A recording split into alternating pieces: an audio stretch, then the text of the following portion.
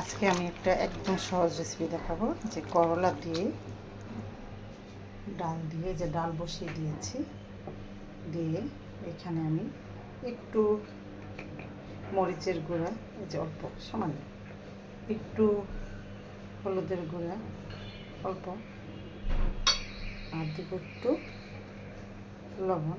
একটু লবণের পরিমাণটা ঠিক হলে করলা তিতা লাগে না, এর জন্য এই যে একটু জিরার গুঁড়া, এটা দিয়ে একটু সিদ্ধ দিব। আসসালামু আলাইকুম।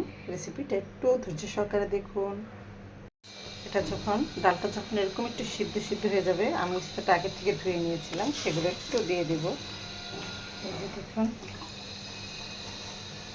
দিয়ে এটা আমি একটু নেড়ে দিব। অনেকে বলেন আমার খুন্তিটা কেন এরকম, এটা দিয়ে নাড়তে অনেক সুবিধা, এর জন্য আমি এই খুন্তিটা ব্যবহার করি।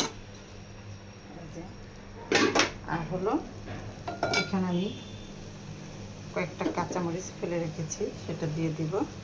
দিয়ে কিছু সময়ের জন্য এটাকে আমি ঢেকে দেব। করলাটা যখন এরকম হয়ে আসবে, একটু ঝোল ঝোল থাকবে, তখন আমরা চলে যাব ফোড়ন দিতে।